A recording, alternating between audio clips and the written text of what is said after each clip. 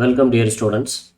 So in this video lecture we are going to discuss about the semi-automatic lathes, that is capstan and turret lathes. Already we discussed enough about the center lathe and its accessories and the basic operations in the carried out in the center lathe and some special operations in the center lathe and various attachments and how to get the automatic feed and which are all the operations need automatic feeding. So these things we already discussed for the center lathe. Now it's time to go for discussing about the capstan and turret lathe, which are all called as semi-automatic lathe by its operation. First of all, why we need to go for a semi-automatic lathe concept? So here the center lathes are having some disadvantages. They are not just disadvantages, they are just limitations. So the center lathes are not suitable for batch production or the mass production. So at a time we can machine one workpiece in the center lathe, and after that we need to remove the workpiece from the chuck and we need to change the tool in case we need to do some other operations in the same workpiece. So in that way the time required for finishing a single job is very high in the case of the center lathe. In addition, apart from the machining time, the more time is wasted here for changing the tool, changing the workpiece, measuring the machined surface and other features during the machining process. In this way, more time is wasted. The meantime, very skilled operators required for equipping with the lathe machine, because the operator's skill is directly affecting the machining accuracy and machine safe. So in that case, semi-automatic lathes such as capstan and turret lathes are overcoming the above issues. That's why after center lathe era, people go for using the semi-automatic lathes. And why the so-called limitations are present in the center lathe? Because the only one tool in the center lathe tool post is set at a time to machine the workpiece, and the settling time for the workpiece is very large, because in case of a 4-jaw chuck, if you consider to fix a workpiece in the 4-jaw chuck, the time required for fixing the workpiece is very high. Even in the case of the 3-jaw chuck also, you need to open the jaws and place the workpiece inside, and you need to rotate the screws of the jaw by manual, and then the workpiece will be settled in the headstock spindle. So this requires a lot of time, and the meanwhile the idle time required between the cuts is also very large. For example, if you want to perform a facing operation in a workpiece which is followed by a drilling operation, you need to spend a lot time for the tool changing. So in this way, the non-productive time is more in the case of the center lathe for completing a set of operations. And already I have told, the operator should be trained well in order to carry out the task in the center lathe. So in that way, this because of these facts, the center lathes are standing just behind the semi-automatic lathes. And see, this is nothing but the view of a semi-automatic lathes. The more popularly used semi-automatic lathes are ram type capstan lathe and saddle type turret lathe. These two are the lathe images I just shown here. See here, this is nothing but our capstan lathe, and that's nothing but the turret lathe. By construction, most of the parts in the capstan lathe and turret lathe are however seems same, but there is lot of differences you can find between the capstan lathe and the turret lathe. The very important difference between these two is, in the case of a capstan lathe, you can find a ram. And there is no tailstock is present in the case of both capstan lathe and the turret lathe. If you see what are the similarities between the center lathe and these two semi-automatic lathes is, in case of a center lathe and as well as in case of the semi-automatic lathe, we are having the headstock along with a driving mechanism fixed inside, which is used to hold the workpiece. Instead of the carriage, here we are having a carriage which is set with the tool post. In case of the capstan lathe, the carriage is provided with a front tool post and a rear tool post. Two different tool posts are there. able to hold nearly 6 number of tools at a time. See here, in the case of the front tool post, we can fix 4 tools, and in the case of the rear tool post, we can fix 2 tools. And in the case of your turret lathe, there is no rear tool post is present here. So only front tool post, that is a square turret tool post is there. So why we are calling it as a square turret? It is able to hold 4 different tools at a time, and the cross direction movement of the tool post is enabled here. See the arrow heads here. So the dashed arrowhead indicates the direction of feed in this diagram, and this is nothing but a spindle movement mentioned here, and this is nothing but the adjustment is nothing but the freedom of movement of the particular part. For example, if you consider this carriage of the capstan, it's able to move in this direction, left direction, right direction, and parallel to the lathe axis, and the feed also can be given in that direction. The tool post able to move in this direction only, in cross direction. The feed also can be given in that direction. If you consider the turret of the both lathes, so here, if you see the case of the saddle in the ram type capstan lathe and the turret lathe, both are having the saddle instead of the your tailstone. So in the capstan lathe, the saddle is again fitted with a sliding ram. See here a sliding ram, and here without the sliding ram, the tool post, the hexagonal tool post, which is called as the turret, hexagonal turret, is fixed with the lathe machine. See both lathes, capstan lathe and the turret lathe, are provided with a hexagonal turret head, which is used to hold the tools.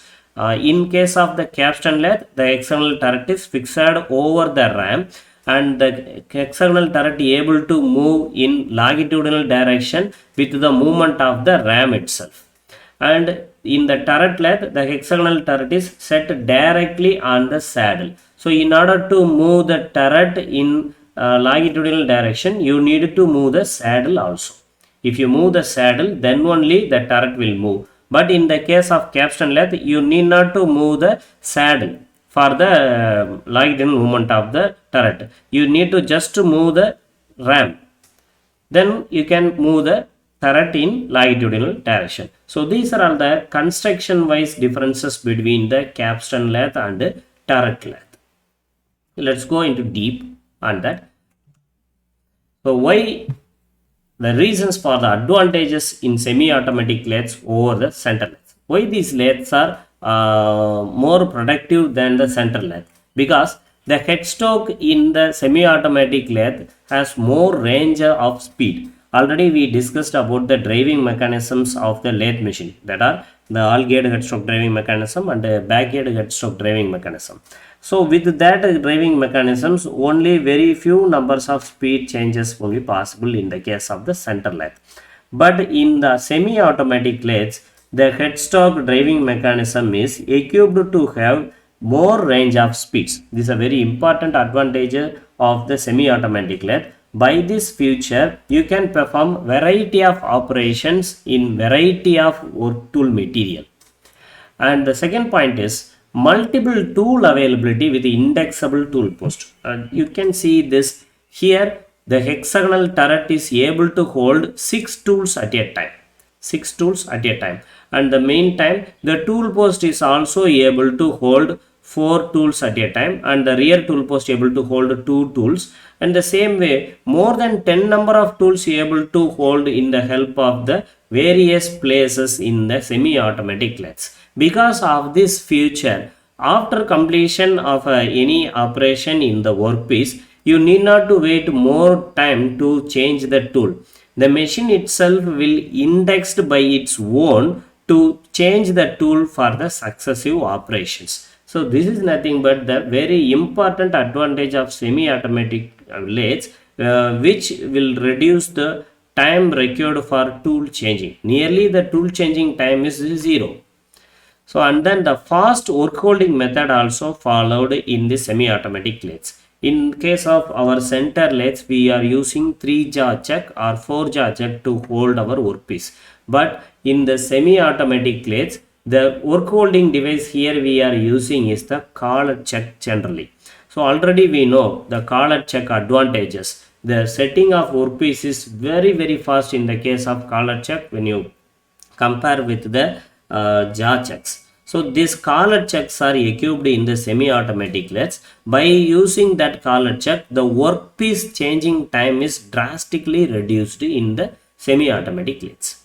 And automatic feeding of the tool is always performed in the semi-automatic lathes. In our center lathe, farmer center lathes, for some specific operations only we are going for the automatic feed. For example, for the case of your thread cutting operation, we are using automatic feed. For the operations like facing or general turning, step turning, we need not to go for the automatic feed. We are using only manual feed for the longitudinal movement of our tool post. But in the case of semi-automatic lathes, even a simple operation can also be controlled with the help of the automatic feeding. Because of this feature, the machining accuracy is always perfect. In case of semi-automatic lathe, it is not dependent on the skill of the operator. For example, in the case of the center lathes, the accuracy and finishing of the workpiece is differ from operator to operator because of the experience and the skill. A skilled and experienced operator able to perform accurate machining with good surface finish. A beginner cannot do that. But this issue is not possible in the case of the semi-automatic lathe because all the feeding is controlled by automatic manner. There is no manual interfere in the feeding. So the accuracy and the surface finish is always better in the case of semi-automatic lathe, and it is not dependent on the skill of the operator. And automatic starting and stopping of the tools at precise location is also performed here. So you need not to worry about the finishing and starting of the successive operations in the semi-automatic lathe. After the completion of a successful part operation, automatically the machine will stop feeding and stop machining, and it will start to change the tool for the next operation. So in that way, you can just program it everything without the help of the computer. You can schedule the operation in the proper sequence. So the sequencing is also automatically controlled by the system itself. Everything here, these automatic features are possible with the analog systems only. There is no need of any digital interfere here. So you need not to program anything in the computer. You need not to store anything in the virtual memory. No need to do these things. Simply by the machine elements and the special equipment facilities in the semi-automatic lathes, the feeding, tool changing, starting and stopping of the operation, sequencing of operation, everything can be controlled automatically, and the repeatability of the process also perfect in the case of semi-automatic lathes. And just to have a deep look on the capstan lathe, already I just demonstrated you the basic parts of the semi-automatic lathe, your capstan lathe. This is your headstock fitted with the driving mechanism. This is your cross slide saddle, and here we are having a cross slide tool post. This is your main saddle which is fitted with the tool lathe bed, and here we are having the ram, and above the ram we are having the hexagonal turret. So the hexagonal turret is able to hold nearly 6 numbers of tools at a time. And this is have a close look on the ram of the capstan lathe. The ram is able to slide in the longitudinal direction over the bedway provided in the saddle. The saddle is loaded with the lathe bed. The saddle is fitted with the lathe bed. Above the saddle also we are having a bedway. In that bedway only the ram of the capstan lathe is fitted and able to slide in longitudinal direction, and the saddle itself able to move in the longitudinal direction with the help of the lathe bed. And these are all nothing but the feed stop rods. The feed stop rods are useful during the starting and stopping of any particular operation. This will be detailed analyzed in the your indexing mechanism, which is we are going to discuss in the next few slides. And these are all the basic parts in the capstan lathe. And now have a close look on the turret lathe. So this is nothing but your cross slide saddle of the turret, and it is the turret saddle. See here, the hexagonal turret is directly fitted over the saddle, but in the case of the capstan lathe, the saddle above a ram is there. Above the ram only we are having the hexagonal turret, but in the turret lathe, the hexagonal turret is directly fitted over your saddle. And here we are having the cross slide tool post, and during the machining operation the feeds can be given with the help of the feed rods. So by engaging the mechanisms provided in the turret and the cross slide with the feed rod, you can automatically feed the machines. And this is nothing but the saddle of the turret lathe. You see the hexagonal turret is directly fitted over the saddle. And then we are going to discuss about the Geneva mechanism, which is called as the turret indexing mechanism, very much useful, and which is providing the automatic feeding and automatic starting and stopping of your operations. And the meanwhile, this mechanism is responsible for changing the tool after a particular operation. So this Geneva mechanism is fitted with the all capstan and turret lathes. And this Geneva mechanism provides the functions just I told you: automatically change the tool after an operation, automatically stop feeding after the completion of a particular operation, and then automatically feed the things also. So these are all the very important purposes of this Geneva mechanism. And just to have a look on the constructional features of that, thereafter we can discuss how this mechanism is working. See here, this is nothing but the part 9 is nothing but your lathe bed, which is stationary. It won't move. And the number 7, which is nothing but the indexing pawl along with the fitting element, is also connected with the lathe bed. And number 10, which is the plunger actuating cam, is also fitted with your lathe bed. See here in this system, these are all the things fitted with the lathe bed, and they won't move here and there. But see, this is nothing but your hexagonal turret. A hexagonal box is shown in the line diagram. Inside that box we are having this system. See, this the hexagonal turret is nothing but this one. Inside that hexagonal box, these systems are provided. One by one we can see. The number 5 is nothing but the rod. That is the turret spindle. In this top view, it is shown like simply a circle. It is actually the top view of the system. See, it is the side view.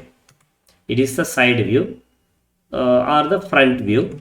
So in the top view of the system, we just sectioned the things, and I am showing you the parts which are all interior to the turret head. So inside that, it is the turret spindle. Number 5 is turret spindle, the center shaft, which is able to rotate with respect to the vertical axis. Okay, just around the turret spindle, number 4 is nothing but the indexing ratchet. The indexing ratchet, which is able to rotate with the help of your indexing pawl, number 7. So number 7 and number 4 are the joint machine elements for during a particular operation. Whenever you are advancing this indexing ratchet towards this indexing pawl, see this line. If you advance it in this direction, when the indexing ratchet pawl touching this indexing ratchet, this will rotate it. So if you rotate this number 4, that is your indexing ratchet, this will rotate the turret spindle as well as everything here. So after number 4, number 3 is nothing but a beveled gear. The beveled gear is meshed with number 6, that is the beveled pinion. So this beveled gear and the beveled pinion are meshed with each other. The beveled pinion 6 is again connected with the shaft number 11. which is the pinion shaft. The pinion shaft is not here actually broken. So in order to show the entire diagram in the single view, I just reduced the length. So the shaft number 11 at another end, it is connected with the screw stop rods number 8. Number 8 is screw stop rods. These rods are connected with this shaft number 11. So if you rotate the shaft number 11 by rotating the pinion, the two screw stop rods also along with this plate will rotate and change their position. Okay. And here this is nothing but the beveled gear, and just around that we are having the indexing plate, that is number 2. Number 2 is indexing plate or index plate. And around that we are having the hexagonal turret. So all these things are keyed with each other, and if you rotate the indexing ratchet number 4 by advancing it towards the 7, everything here will rotate. So if you rotate number 4, this will rotate number 5, and the number 3 will also rotate, and number 2 is also rotate, number 1 is also rotate. The meantime number 6 also rotates, which will rotate this plate also. So here the screw stop rods, I just showed only 2. Based on the number of operations you are going to perform, you can change you can connect a number of screws. For example, here the turret head is fitted with only 2 tools, then you can maintain only 2 screws. If you fix 6 numbers of tools in this turret head for performing 6 successive operations, then you need to load this plate with 6 number of screws. Now my requirement is only 2, so I shown just 2 screw stop rods. And this number 12 is nothing but the stop. The stop is again fitted with the bed, and this won't move here and there. And this screw, this number 12 and number 8 screw stop rods are the pairs. Okay. Now this number 15 is a spring. 15 is a spring which is loaded with the plunger number 14. Number 14. This is nothing but the plunger number 14 fitted with the spring, and number 13 is nothing but the plunger pin. It is just like a latch in our door. Latch in our door. This plunger able to move in this direction. In this direction. Okay. In upward and downward. In the actual view from left direction and right direction. Okay. And this number 13's pair is here, number 10. When you move this entire system towards this direction, when the pin touching this plunger's lower end, and if you continue moving it towards in this direction, step by step the plunger will be elevated in that direction. So this will make the plunger released from the index plate, because the plunger is always locked with this index plate. See, the index plate is provided with 6 numbers of slots. 6 numbers of slots. See, 1, 2, 3, 4, 5, 6. The plunger is always engaged with a particular slot in order to arrest the rotation. If you locked this slot with the help of the plunger pin, no one can rotate here. So during the machining operation, this will prevent the tool from the shaking. Okay, if you locked the index plate with the help of this plunger 14, the system won't rotate. The entire system won't rotate. But at the end of any operation, it is our need to rotate this indexing plate. At that time, we need to move the entire system in this direction, and the plunger pin will touch it. So after reaching that position, now the plunger is moved in that direction, and the index plate is free for rotation. Immediately this ratchet will touching this number 7, and that number 7 will rotate the index plate to change the position of your turret head. So this is nothing but the constructional features of this Geneva mechanism. Now let me to shortly give you how it is working. The objective of this system already I have told, to change the tool by rotating the turret head. after the completion of a particular operation, and then stopping the feed after the completion of a particular operation. So these two are the primary objectives of this system. Now one by one I can explain you how the automatical feed is stopped at a time. See, now I fitted a tool here. For example, I want to perform a drilling operation followed by the boring operation. So you know how to perform the drilling operation in the semi-automatic lathe. Here you need to fit a drill pit, and in the case of drilling operation in the lathe formality, you need not to rotate the drill pit. The workpiece is rotating and the static drill pit is required to touch the workpiece to perform the cut. The feed direction is given by the movement, longitudinal movement of the drill pit, and the rotation is the responsibility of your workpiece. This is nothing but the drilling operation in the lathe. The same is followed here. But here I am planning to complete a drilling operation after I needed to perform a boring operation. So I needed to complete two operations. So I am setting the first operation tool drill pit in this direction, in this phase. So totally 6 phases are there in this turret. I am able to fix 6 different tools, but now my requirement is only only two operations, drilling followed by boring. The first operation is drilling, so I am fixing the drill pit here, and the second operation is boring, so I am setting the boring tool in this head. So this is head number 1, head number 2, head number 3, head number 4, head number 5, and head number 6. In this direction only you need to count. You should not count in that direction. It is wrong. It is 1, it is 2, it is 3. So in this way, my first operation is drilling. I am setting the tool here. And the second operation is boring. I am setting the tool there. See? Drilling operation and boring operation. Drilling is the first operation, boring is the second operation. In that way, I fixed 2 tools.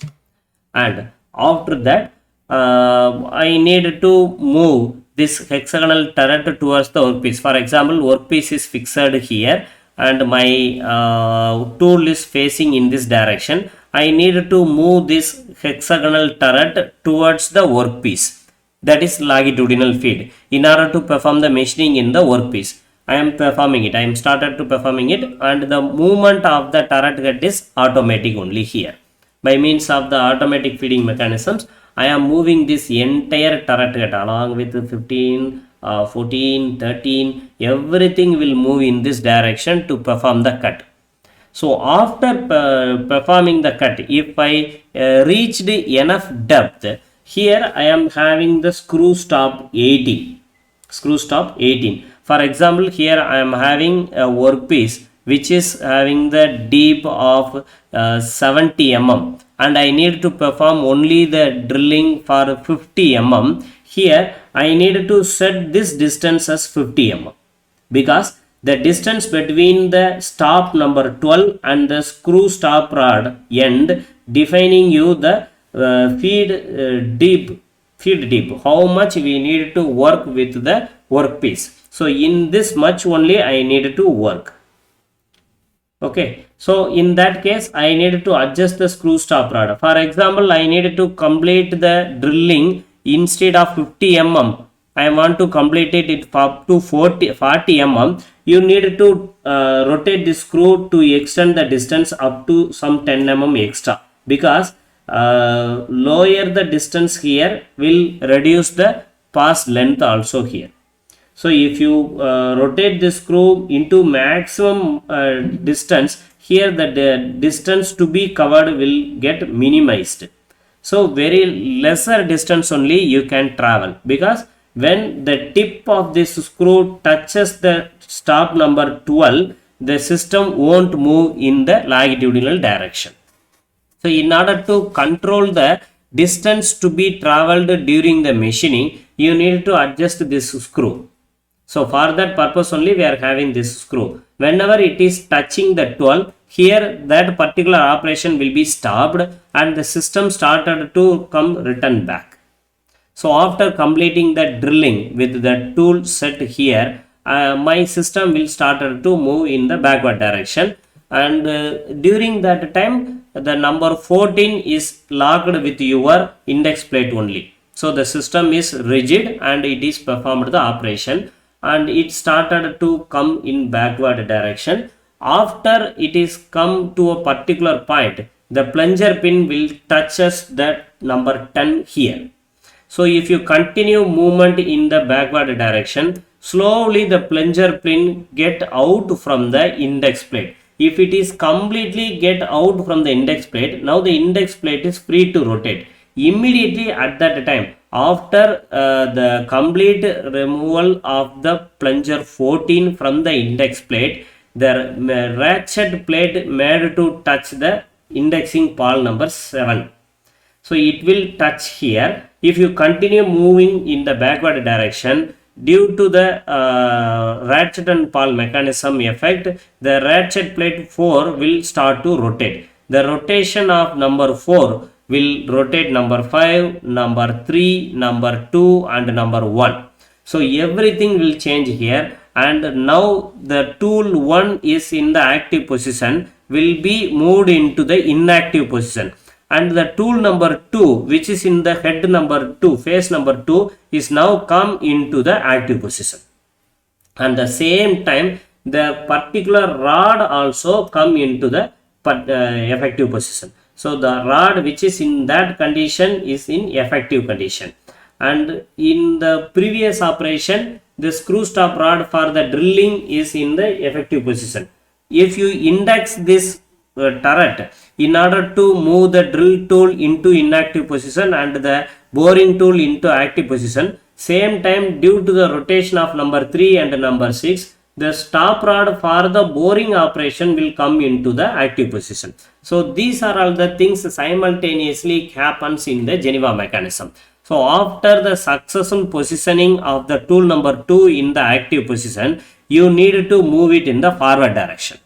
So when you started to move it in the forward direction, now slowly the plunger pin which is forcefully loaded in the complete return part will started to move in the forward direction because the cam is inclined. So whenever you are moving it in the right to left direction, the pin will start to move in this slope. So if it is started to move in this slope, automatically the plunger will come in the towards the outward direction from the 15. 15 is nothing but the cylinder outward direction, and when the turret reaching this position, the plunger pin will straightly lock the index plate in order to control the movement of anything here. So the next operation, boring, will be performed in the workpiece. After completing the boring, now you need to make the things to return back, and the system will follow the same cycle. So in this way you can change the tool after the successful completion of the previous operation without consuming much time. The tool is already set in the indexing head. So after the completion of a particular operation, the thing what is happening here is only moving the turret in the backward direction. It is just nothing like that, moving the carriage from the workpiece after the completion of the particular operation. During the return movement itself, the tool changing is happened here. So in this way you can reduce lot of time required for changing the tool. And the meantime, the screw stop rods also responsible for the duration of the particular operation. So in this way the Geneva mechanism is used to index the turret head. And then one more important mechanism here is the bar feeding mechanism. So bar feeding mechanism is more helpful for changing the workpiece. The Geneva mechanism is helpful for changing the tool by very much less time, but the bar feeding mechanism is used for changing the workpiece after the completion of all the operations in the particular workpiece. We already know if you fit the raw material in the headstock, the job in the headstock, it is free from all the dimensions required in the future. You need to perform many operations like drilling or reaming or step turning or turning or facing. Number of operations you need to perform in order to make the workpiece into a product. So after making the product, you needed to remove the product from the headstock spindle, and then you needed to load the fresh workpiece in the headstock spindle. So this is nothing but workpiece changing. This workpiece changing is also consumes lot time in the center lathe. But in the case of the semi-automatic lathe such as capstan lathe and a turret lathe, already the presence of collet checks reduces lot of time of workpiece holding, workpiece fixing. Okay, workpiece fixing is very efficient in the case of collet check when you compare with the your jaw check. But not only the workpiece fixing, the changing of the workpiece is also very fast with the help of this bar feeding mechanism. So this is more helpful for continuous production of the jobs from the long bars. In the semi-automatic lathes are specially meant for the mass production. So at a particular time you needed to complete nearly 100 or 1000 number of workpiece into product.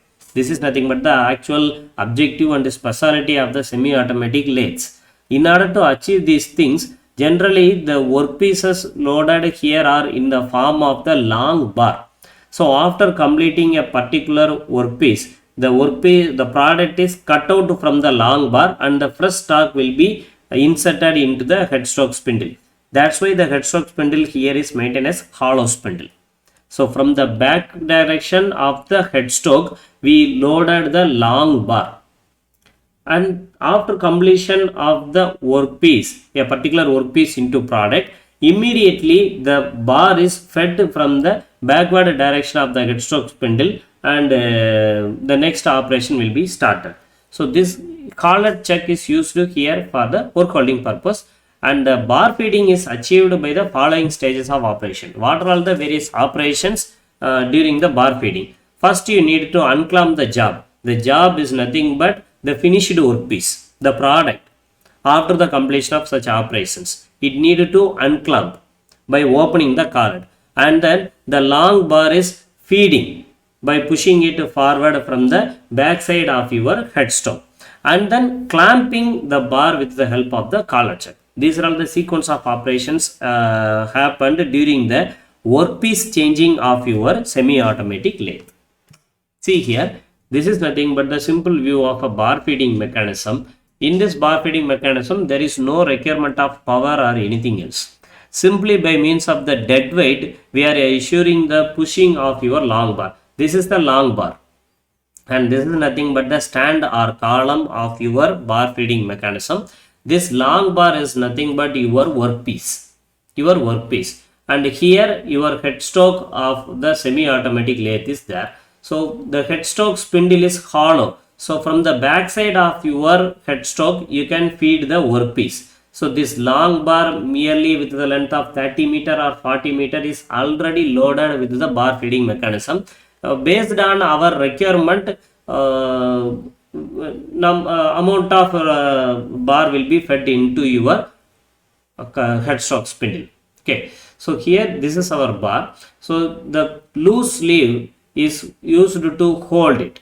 So here the bar chuck is there. It is used to hold it, and during the operation, along with the workpiece, the bar is also rotating, because at the one end of the bar is considered as the workpiece, and the machining is carried out on that end. So after completing the workpiece one end, the finished part will be cut out from the bar, and the fresh bar is used to move in the forward direction. How it is moving in the forward direction? Here you can see a dead weight is there.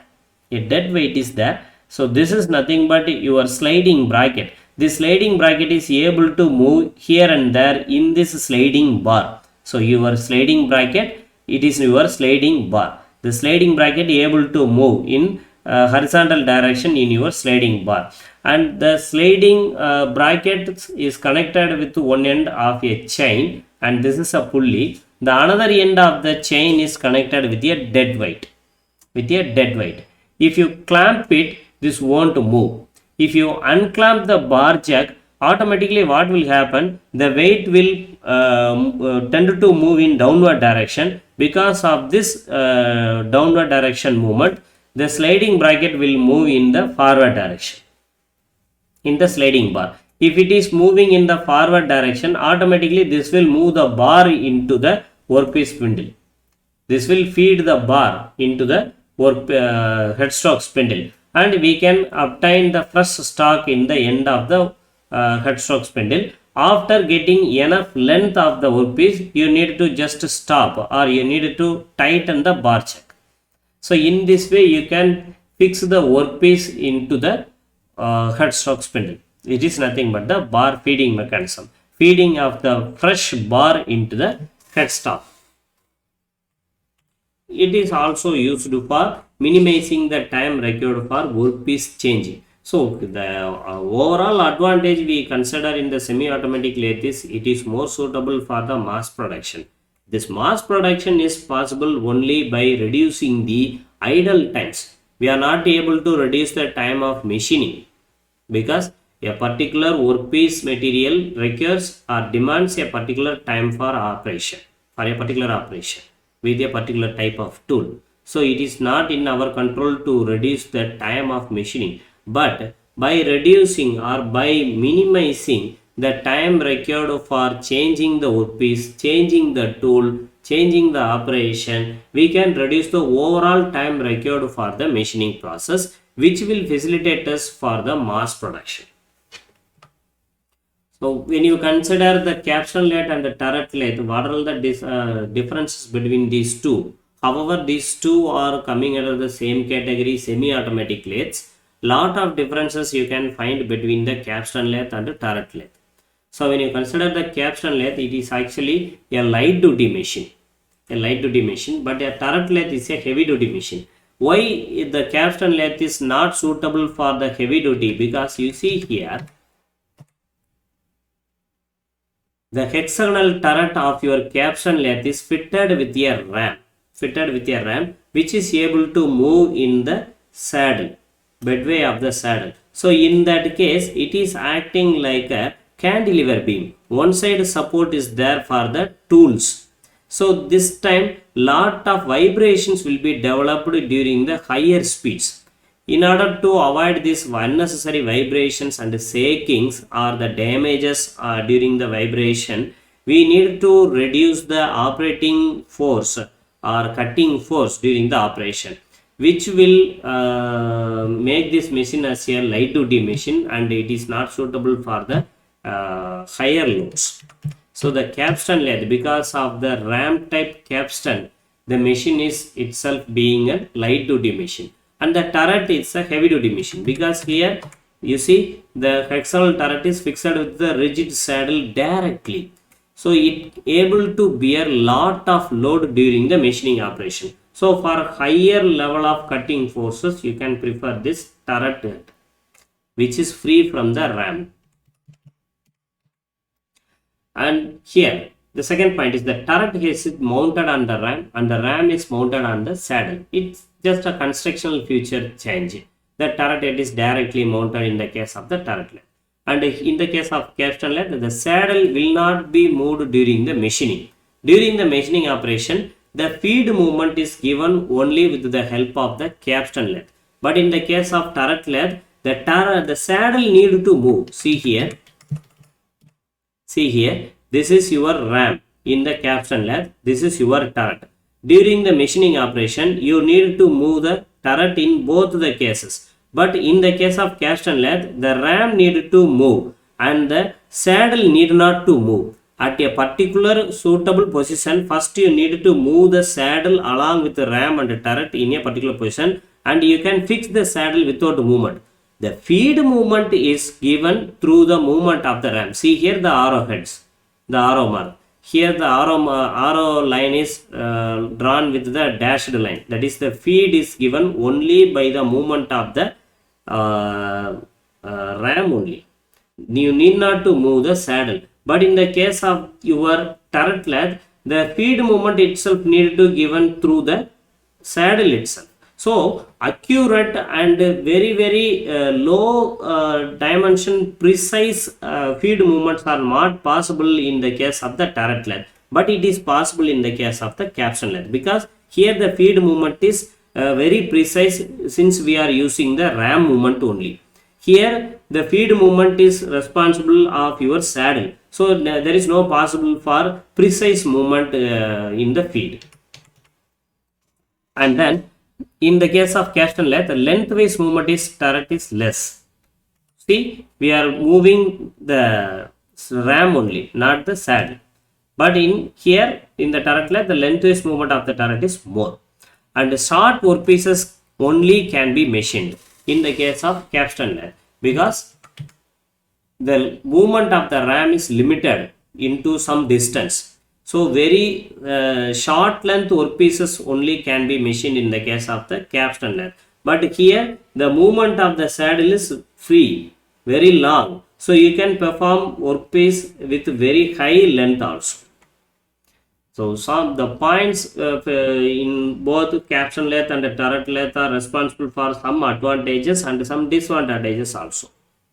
In some point the construction features are advantages. In some point the same constructional features are disadvantage. Here the turret head is cannot move crosswise, but in the case of the turret lathe, the turret head can be moved crosswise in some turret lathes. See here there is no possibility for move the turret head in the crosswise direction, since it is fixed with the ram and the ram is fixed with the bedway, precise bedway of the saddle. But here the turret can be moved in some direction, in cross direction, in case of need. So in that way some other points also there. As the construction of the lathe is not rigid, heavy cut cannot be given. The point first is again repeating, it is a light duty machine. Why it is light duty machine? The construction of the lathe is not rigid, so it is a light duty machine. Here the construction is heavy, so it is can be used for heavy duty, and it is used for machining workpieces up to 60 mm diameter only. See here, the workpiece maximum diameter in the turret lathe is nearly 200 mm, and the collet is used to workpiece. And sometimes in the case of the turret lathe, we can go for the jaw chuck also. So these are all the important differences between the capstan lathe and the turret lathe. So in the, with this slide, I can finishing up discussing about the semi-automatic lathes, and in the next class we will discuss about the topics of the next chapter. Thank you very much.